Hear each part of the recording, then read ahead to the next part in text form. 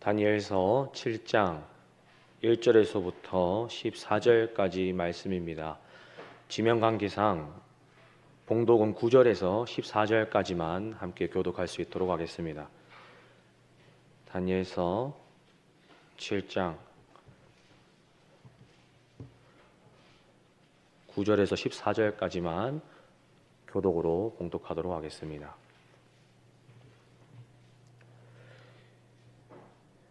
제가 먼저 9절 읽겠습니다. 내가 보니 왕자가 놓이고 옛적부터 항상 계시니가 좌정하셨는데 그의 옷은 희기가 눈 같고 그의 머리털은 깨끗한 양의 털 같고 그의 보좌는 불꽃이요 그의 바퀴는 타오르는 불이며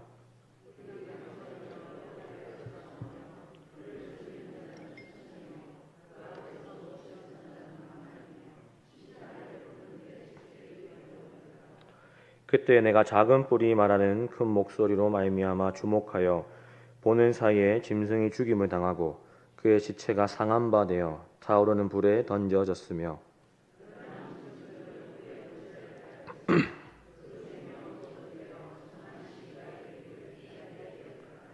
내가 또 밤 환상 중에 보니 인자 같은 이가 하늘 구름을 타고 와서 예적부터 항상 계신 이에게 나아가 그 앞으로 인도되매 그에게 권세와 영광과 나라를 주고 모든 백성과 나라들과 다른 언어를 말하는 모든 자들이 그를 섬기게 하였으니 그의 권세는 소멸되지 아니하는 영원한 권세요 그의 나라는 멸망하지 아니할 것이니라. 아멘. 저에게는 2살 차이 나는 여동생이 있습니다. 여동생은 미대에서 디자인을 전공하였는데 대구에 종종 유명한 전시회가 열리거나 하게 되어지면 어머니와 함께 다녀와서 그 전시회에서 본 작품들로 가족끼리 대화 나누는 것을 참 좋아했던 여동생입니다. 전시회를 다 보고 차에서부터 집에 올 때까지 또 심지어 집에 도착해서도 여동생은 어머니와 끊임없이 대화를 이어나가는데 저는 도통 그 대화에 끼어들 수가 없었습니다. 저도 데려다 주는 겸 같이 가게 되어지면 주차장에만 있을 수는 없으니까 함께 어머니와 여동생과 관람을 합니다. 근데 같이 관람하였고 3명이 같이 보았는데 저는 그 대화가 무슨 말인지 하나도 못 알아먹어서 나는 그냥 운전기사 그 이상 이하도 아니구나 라고 체념했던 기억이 납니다.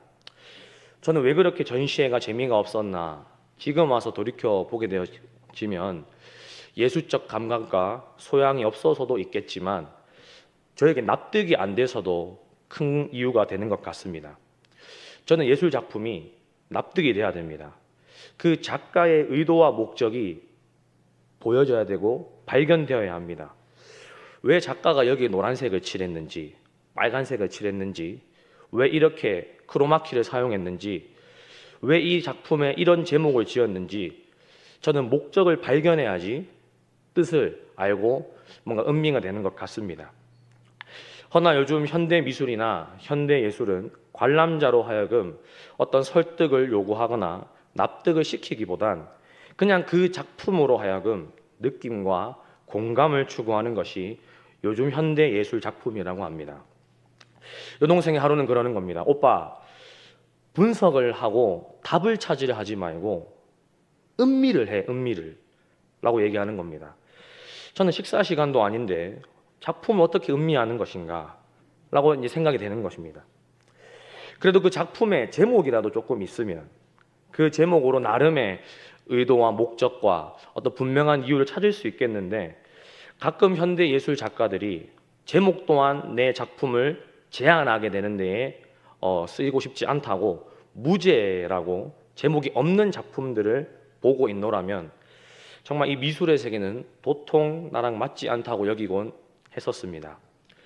저는 오늘 다니엘의 7장의 장면이 이 환상의 장면이 마치 예술 작품을 보는 것처럼 느껴지는 것 같습니다.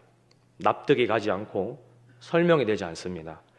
어쩌면 이미 저에게는 그 하나님의 말씀을 대하는 자세와 태도에도 이런 분석과 답을 찾으려고 하는 태도가 이미 깔려 있기 때문에 그런 걸지도 모르겠습니다. 요즘 담임 목사님께서 주일 강단에서 선포하시는 요한계시록이나 제가 또 선포하고 있는 다니엘과 같은 묵시록이라는 장르는 그런 저에게 있어서 답답하게 느껴지기만 합니다.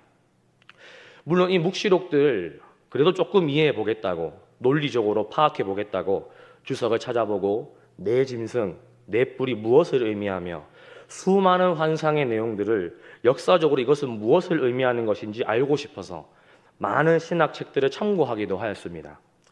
허나 그 설명들이 조금은 억지스럽고 또 본문과 정확하게 딱 들어맞지 않는 것도 너무나 많기 때문에 이 환상들을 제가 감히 강단에서 설교할 수 없다고 저는 결정을 하였습니다. 아무리 분석하려고 하고 답을 내리려고 시도해 보았지만 저는 결국 이런 결론에 도달하게 되었습니다.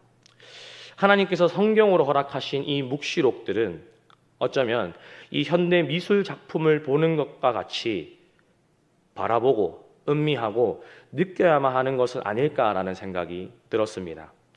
그런 관점에서 오늘 본문인 다니엘서 7장을 읽으면 성도는 감동과 감격이 있습니다. 동일하게 요한계시록 또한 성도된 우리에게 벅찬 전율과 감동을 느끼게 합니다. 이 묵시록들을 우리가 오늘날로서 전부 다 이해할 수는 없어도 이 묵시록으로 통하여서 성도는 가슴 벅찬 감동을 경험할 수밖에 없게 되어지는 것입니다. 이해하진 못해도 말입니다. 정확히 알 수는 없어도 말입니다. 왜 그런 것입니까? 이 묵시록은 기록된 하나님의 말씀이며 분명히 존재하며 우리에게 약속하고 있는 천국의 예배 현장 그 자체이기 때문입니다. 오늘 본문 1절에서 다니엘은 벳사살 왕 원년에 이 환상을 보았다라고 기록합니다. 우리는 벳사살 왕이 어떤 왕이었는지 기억합니다. 예루살렘 성전에서 가져온 그릇들로 잔치를 벌이다가 손가락이 갑자기 나타나 메네메네 데겔 우바르신이라는 글자를 보고 두려움에 치를 떨었던 왕이었습니다. 그 글자의 내용대로 바벨론의 마지막 왕이 된 자가 바로 벳사살 왕입니다. 그는 이스라엘 백성들에게 가장 포악하고 잔인한 왕이었으며 온 이스라엘 백성들은 그의 포악함으로 말미암아 처참한 절망을 경험하였습니다. 따라서 오늘 본문 1절에서 벳사살 왕 원년에 다니엘이 이 환상을 보았다라는 의미는 지금까지 겪었던 이스라엘이 모든 고난과 어려움보다 더 큰 고난과 어려움이 닥칠 것이라는 것 또한 우리는 파악할 수 있어야 되는 것입니다. 저는 오늘 다니엘서 7장의 환상을 통하여서 우리가 이해할 수 있는 실제적인 사건은 이 정도뿐이라고 생각을 합니다. 내 짐승이 내 나라를 의미하지만 구체적으로 어떤 나라를 의미하는 것인지는 열 뿔이 열 왕을 상징하지만 그 열 왕이 누구누구를 가리키는 것인지 또 마지막 작은 뿔에 의미하는 왕은 누구를 가리키는 것인지 우리는 명확하게 알 수 있는 방법이 없습니다. 오늘날의 기준으로 이미 지나간 나라의 왕들을 의미하는 것인지 오늘날의 수많은 대통령들을 의미하는 것인지 아니면 오지 않은 나라와 권세자들인지 우리는 명확하게 알 수가 없습니다. 그런데 우리가 이 환상을 통해 알 수 있는 것이 하나 있습니다. 이스라엘 백성의 환경은 나아지고 좋아지고 괜찮아진다는 것이 아니라 어려워질 것이고 세상 권세는 갈수록 강해지고 악해진다는 것입니다. 이건 바벨론에서 포로 생활을 하고 있는 이스라엘 백성에게는 그렇게 달가운 소리가 듣기 좋은 소리가 아니었을 것입니다. 그래도 포로 생활이면 나아진다는 소식도 있어야지요. 괜찮아진다는 소식도 있어야지요. 긍정적인 이야기도 있어야지요.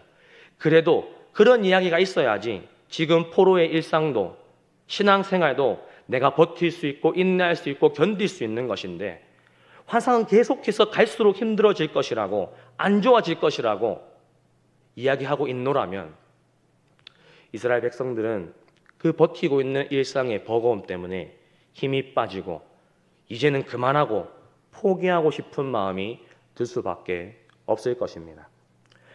저는 이 환상의 소식을 접한 이스라엘 백성들의 마음과 오늘날에 살아가는 저와 여러분들, 한국교회 성도님들의 마음이 어쩌면 서로 통할 수도 있겠다라는 생각이 들었습니다. 그래도 내가 믿음 생활하면, 신앙을 지키면 조금은 나아지지 않을까라는 희망을 품고 살아가지만 나아지는 경우보단 힘들어지는 경우가 많은 것이 우리가 인생을 살아가는 인생사와하고도 겹쳐지기 때문인 것입니다. 아무리 내가 운동을 하고 식단을 조절하여 악화되는 속도를 내가 줄일 수 있을지는 모르겠지만 더 젊어지고 좋아지는 경우는 드물다라는 것을 인생을 살아가는 모든 사람들이라면 다 인정하고 수긍할 수밖에 없는 이야기일 것입니다. 내 인생에 있어서 가장 힘이 있었던 시절이 있었고 내 인생에 있어서 가장 기억력이 좋았던 시절이 있었고 의욕이 넘치고 혈기가 왕성했던 시절을 우리는 추억합니다. 왜 추억하는 것이겠습니까? 그때 그 힘이 오늘 나에게 조금만 남아있으면, 내가 조금만 더 건강했으면 하는 오늘날의 아쉬움이 있기 때문일 것입니다. 내가 노력을 안 하는 것은 아니지만 나는 그 시절로 돌아갈 수가 없고 더 건강해질 수도 없고 힘이 좋아질 수도 없는 것입니다. 점점 약해진다는 의미입니다. 우리의 인생만 그런 것일까요? 아닙니다. 세상 모든 만사가 마찬가지입니다. 수많은 기술의 진보와 발명으로 인해 편해지고 또 편리해졌다고, 또 오늘날보다 더 급진적으로 편리해질 것이라고 기술은, 세상은 우리에게 말하고 있는데 어쩌면 먹고 살기는 더 빠듯해진 것만 같습니다. 하물며 고난 중에 계신 분들은 얼마나 더 버거우시겠습니까? 하루하루 숨쉴 구멍을 찾아가면서 살아가는 분들에게는 갈수록 힘들어질 거다라는 이야기는 너무나 버거운 압박이 되고 숨이 막혀오는 이야기는 분명한 사실입니다. 본문의 이스라엘 백성이 그러했습니다. 느부갓네살에게 나라를 빼앗겼고 포로 생활을 시작한 이스라엘 백성들은 그 포로의 삶을 살아가면서 그래도 고향 땅을 돌아가는 그 희망을 고대하면서 살아갔습니다. 그런데 점점 더 그들의 삶은 척박해지기 시작하였고 포악하고 악독한 벳사살 정권을 10년 동안이나 맞이합니다. 그 포악한 정권의 10년 동안 안에서 온갖 수모와 어려움을 당한 이스라엘 백성들은 벳사살에 죽게 되어지자 마침내 귀향할 수가 있었습니다. 하지만 그 기쁨도 잠시였습니다. 예루살렘에서도 끝나지 않는 고난들의 연속이었던 것을 우리는 이 성경의 역사를 통해서 너무나 잘 알고 있습니다. 바벨론이 끝났으면 이제 괜찮을 줄 알았지만 이제 그리스가 쳐들어옵니다. 그리스가 쳐들어와서 예루살렘을 부수고 백성들을 학살합니다. 그때는 이 세상에 이보다 더 처참한 일은 우리의 인생 가운데에, 우리의 역사 가운데에 없을 것이라고 생각했을 것입니다. 하지만 기다렸다는 듯이 또 로마가 쳐들어옵니다. 돌 위에 돌 하나도 남기지 않을 만큼 이스라엘을 처참하게 짓밟았고 이스라엘 백성들은 로마가 자신들의 어린이들과 여인과 노인을 학살하고 함부로 대하는 그 모든 현장 가운데에서 아무것도 하지 못하고 바라볼 수밖에 없는 그 처참한 결과를 이스라엘 백성들은 겪게 되어집니다. 이러한 일은 이스라엘 역사도 마찬가지였고 한 개인의 삶에서도 어렵지 않게 경험될 수 있는 일입니다. 세상은 더 악해져 갑니다. 그 악함 속에서 성도가 살아남을 수 있는 것은 내가 봤을 때는 저들과 똑같이 사는 것밖에는 없는 것처럼 보입니다. 나도 그들처럼 살지 않으면, 저들처럼 힘을 가지지 않으면, 저들처럼 나도 악해지지 않으면 살아남을 수 있는 방법이 없는 것처럼 보입니다. 나의 몸도 점점 더 약해지고 늙어져만 갑니다. 고난이 끝이 없어 보입니다. 한 산을 넘으면 또 다른 산이 있고 또 다른 제국이 있고 또 다른 문제가 있습니다. 그러면 성도들은 예수 그리스도를 믿고 살아가는 성도라면 도대체 무엇을 소망하며 우리가 살아가야 된다는 말입니까? 그래도 신앙 때문에 오늘보다 더 괜찮아질 거다라는 그 막연한 희망으로 그래도 내가 이 하루하루를, 이 기도 제목들은 하나님께서 이루어 주시지 않을까, 이 문제들이 해결되지 않을까라는 마음으로 그래도 내가 일상들을 버텼는데 환상은 나아질 수는 없고 더 큰 악함이 몰려온다고 나빠져만 간다고 이야기한다면 우리는 무슨 희망으로 살아갈 수가 있겠습니까? 다니엘은 이 환상뿐만 아니라 또 다른 하나의 환상을 동시에 보았는 것을 볼 수가 있습니다. 본문 9절 말씀을 제가 말씀드리겠습니다. 내가 보니 왕자가 놓이고 옛적부터 항상 계신 이가 좌정하셨는데 그의 옷은 희기가 눈 같고 그의 머리털은 깨끗한 양의 털 같고 그의 모자는 불꽃이요 그의 바퀴는 타오르는 불이며. 아멘.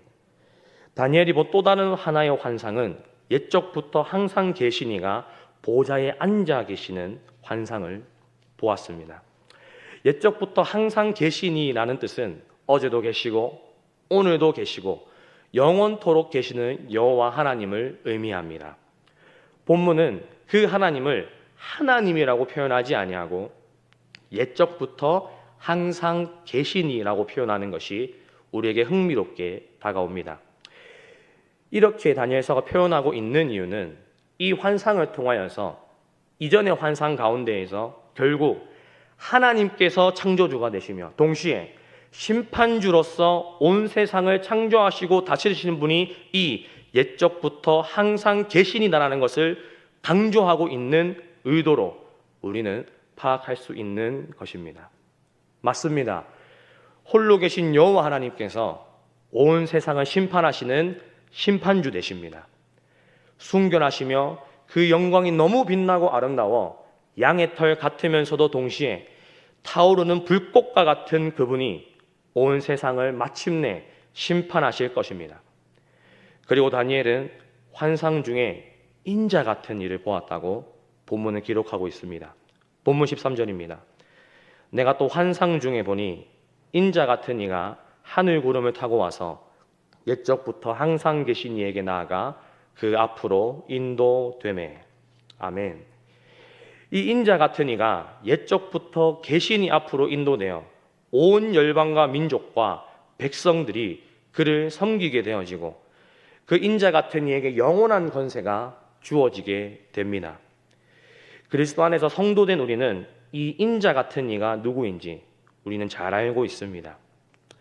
구약의 다니엘이 성도된 우리와 같은 암과 지식으로 이 인자 같은 이를 알아보고 본 것인지는 우리가 알 방법은 없지만 다니엘이 예수님에 대한 환상을 보고 이렇게 구약에 기록해 두었다는 것이 예수님 시대 이후를 살아가고 있는 성도들에게는 놀랍고 경이롭게 다가오는 것 같습니다. 오늘 이 환상의 내용은 요한계시록에서도 동일하게 재현됩니다. 계시록 2장과 3장은 7교회 간의 이야기를 하고 있는데 교회마다 어려움과 문제가 많은 것을 볼 수 있습니다. 그것은 성도들이 믿음을 지키며 살아가는 것에 있어서 그만큼 유혹과 시련이 많다라고 해석하는 것도 맞는 해석일지도 모르겠습니다. 예수를 믿는다는 이유로 핍박과 고난을 받게 되어지고 또 죽기까지 순교를 감당해야 했던 당시 교회의 상황을, 그들의 믿음을 우리는 말씀을 통해 알고 있고 지금 또한 일상을 살아가고 있는 성도된 우리의 삶을 통해서도 우리는 너무나 잘 알고 있습니다. 이렇게 교회의 어려움과 문제를 살피고 나서 계시록 4장은 하늘에서의 예배 장면으로 시선을 전환하게 되어집니다. 영화로우신 하나님께서 보좌에 앉아 계시고 그 앞에 하나님의 백성들을 대표하는 24장로들이 보좌에 흰옷을 입고 금관을 쓰고 앉아 있습니다. 그리고 그 앞에 네 생물이 있습니다. 그들이 선포하길 거룩하다 거룩하다 거룩하다 주 하나님 곧 전능하신 이여 전에도 계셨고 이제도 계시고 장차 오실 이시라 선포하며 경배를 드립니다. 그러자 24장로가 엎드려 자기가 쓰고 있던 면류관과 금관을 벗어 보좌 앞에 드리면서 그 영화로우신 여호와 하나님 앞에 경배와 찬양을 올려드립니다. 그리고 이 세상을 주관할 권세가 그 하나님의 어린 양께 주어지게 됩니다. 이것이 다니엘이 보았던 환상입니다. 우리의 눈으로는 이 세상을 볼 수밖에 없지만 그렇게 세상만 바라보게 되어지면 낙심하고 답답하기만 하지만 성도는 그와 동시에 영원한 천국을 바라볼 수 있는 것입니다. 저는 이것이 성도의 시선이요, 믿음이요, 또한 믿음의 선진들께서 바라보셨던 것이라고 저는 확신합니다. 노아는 보지 못하는 것을 보았기 때문에 일상 가운데에서 방주를 지을 수 있었고, 아브라함은 보지 못하는 것을 보았기 때문에 갈 바를 알지 못해도 고향 땅을 떠날 수 있었습니다. 모세는 보지 못하는 것을 보았기 때문에 애굽의 금, 은, 보화보다 그리스도를 위하여 받는 고난이 더 가치 있다는 것을 결정하는 삶으로 살아가기 시작하였습니다.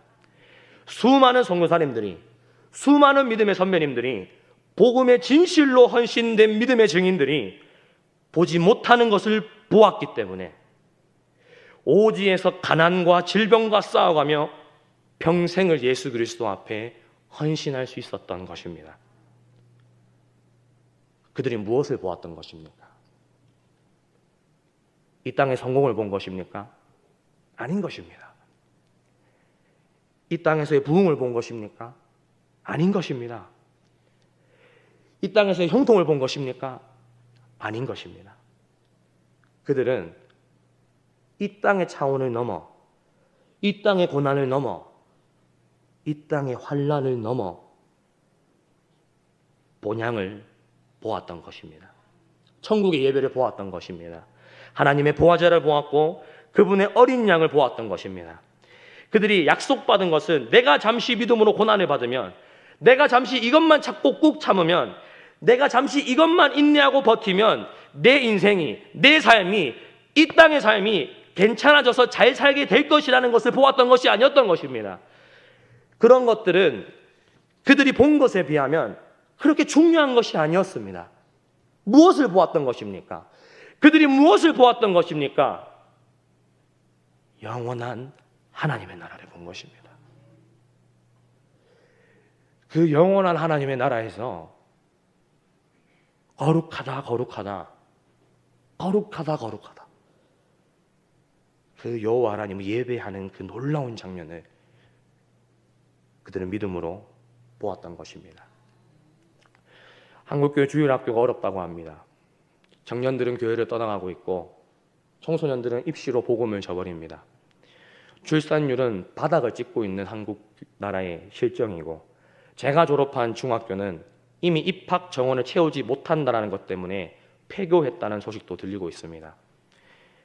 한국교회 주일학교 가운데 이러한 외적인 문제들만 있겠습니까? 아닐 것입니다. 내적인 문제들도 나열하자면 수도 없을 것입니다. 제 신대원 동기는 제가 SNS에 올린 지난주에 다녀온 청년부 수련회 단체 사진을 보면서 저를 부러워하였습니다.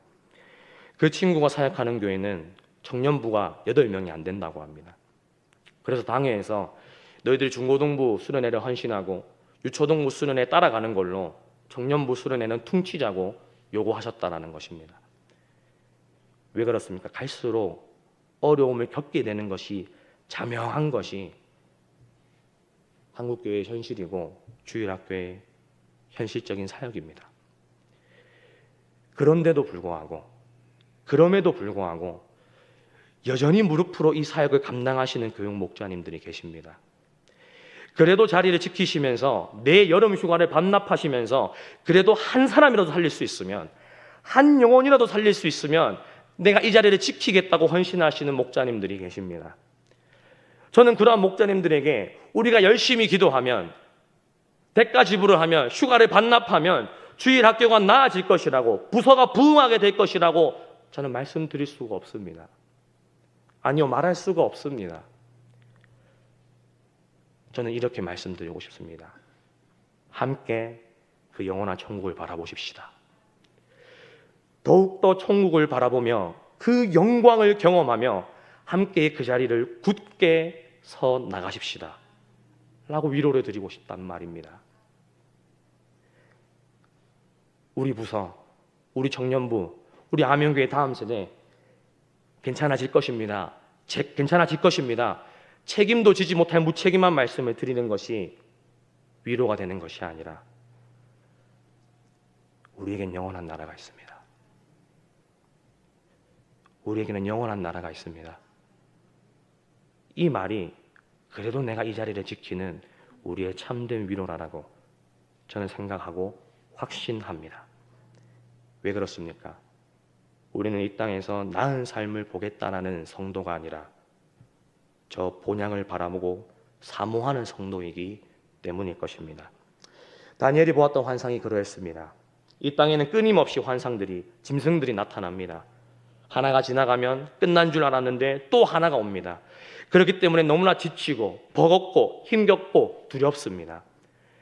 하지만 그것을 넘어 내가 믿음으로 눈을 들어 저 영화로우신 천상의 예배를 바라보고 확신하게 되어진다면 예전부터 계신 이와 인자 같은 이가 그 하늘 보좌에 앉으셔서 우리의 경배와 예배를 받으시는, 우리의 면류관을 받으시고 기뻐하시는 그 장면을 우리가 바라보게 되어진다면 그래도 다니엘도 그 포로의 삶을 견딜 수가 있었던 것처럼 우리 또한 성도다운 자로 한 번 더 인내할 수 있는 힘으로 다가올 수 있게 되는 줄로 저는 믿습니다.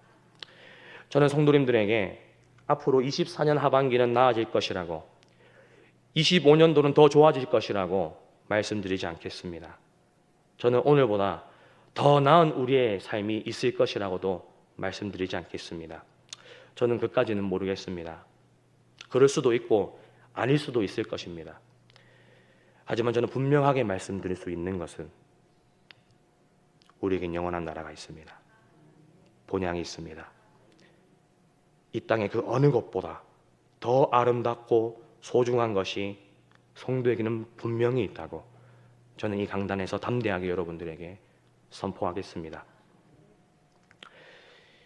그렇기 때문에 우리는 다니엘이 기쁨으로 모든 날을 버티고 살아갈 수 있었던 그 소망을 성도된 우리도 예수 그리스도로 말미암아 그 소망을 함께 주목해야 된다라고 여러분들에게 말씀드리고 싶었습니다. 성도가 그 나라를 바라보지 않는다면, 성도가 그 나라를 주목하지 못한다면 도대체 무엇이 우리를 다시 일어설 수 있게 하고 무엇이 우리를 다시 견디게 할 수 있는지 저는 도무지 모르겠습니다. 저는 도무지 이 땅에서 발견할 수가 없습니다. 다른 것이 아닙니다. 오직 주 예수 그리스도인 것입니다. 기도하겠습니다. 사랑의 하나님 감사합니다. 우리가 다시 한번 말씀을 통하여서 본향에 집중할 수 있는 은혜를 허락하여 주심에 감사드립니다.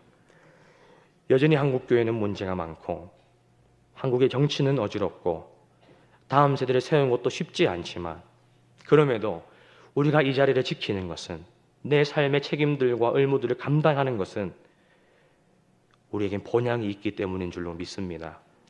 그 본향을 향한 시선을, 그 본향을 향한 마음을, 그 본향을 향한 귀 기울임을 다시 한번 성령께서 회복하는 은혜를 우리에게 허락하여 주시옵소서. 감사드리며 이 모든 말씀 주 예수 그리스도 이름으로 기도합니다. 아멘. 우리 함께 말씀을 생각하시면서 기도했으면 좋겠습니다. 예, 주님, 내가 다른 것에 소망을 두지 않기를 원합니다. 포로된 다니엘이 그럼에도 소망을 붙잡고 살아갈 수 있었던 그 참된 소망, 그 산 소망, 본향을 다시 바라볼 수 있는 그 믿음을 성령께서 우리에게 허락하여 주시옵소서. 내가 이 땅의 것을 묵상하지 않기를 원합니다. 이 땅의 메시지에 내가 아멘하지 않기를 원합니다. 당신의 말씀에, 살아계신 예수 그리스도의 나라에, 그 영원한 나라에 내 마음과 시선을 두고 살아갈 수 있는 내 믿음 되게 하여 주시옵소서. 우리 함께 이 기도 제목 가지고 주님 앞에 나가시면서 기도하시겠습니다. 함께 기도하겠습니다. 사랑의 하나님 감사합니다. 이것이 나의 소망입니다. 이것이 성도의 소망입니다. 상반기를 마무리하고 하반기를 나아가는 우리 2024년의 중심에서 다시 한번 말씀으로 우리의 시선을 점검할 수 있는 우리의 믿음 생활 되게 하여 주시옵소서. 신앙 생활 되게 하여 주시옵소서. 그렇기 때문에 나에게는 기쁨이 있고, 그렇기 때문에 내가 한 영혼을 섬길 수 있고, 그렇기 때문에 내가 교회를 섬길 수 있는, 다른 것이 아니라 그 예수 그리스도, 그분의 나라, 그 영원한 산 소망, 이것이 다시 한번 우리에게 기쁨 되게 하여 주시옵소서. 주님 아버지 은혜 허락하여 주시옵소서. 주님 아버지 은혜 허락하여 주시옵소서. 오 아버지 은혜 허락하여 주시옵소서. 아버지 은혜 허락하여 주시옵소서. 아버지 은혜 허락하여 주시옵소서. 주여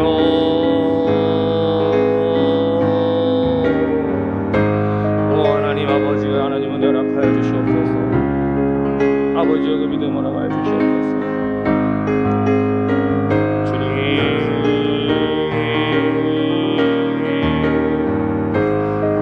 주님 아버지 은혜 허락하여 주시옵소서. 주님 오 아버지 은혜 허락하여 주시옵소서.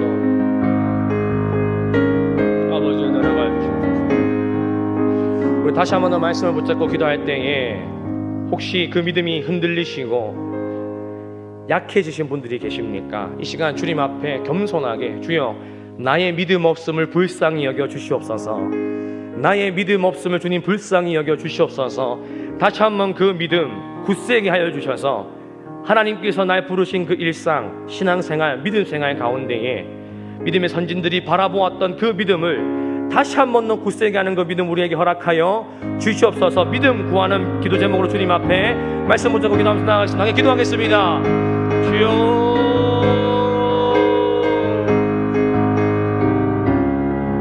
아버지 은혜 허락하여 주시옵소서.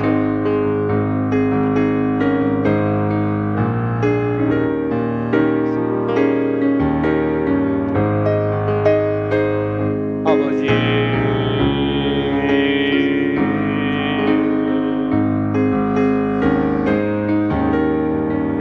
아버지 은혜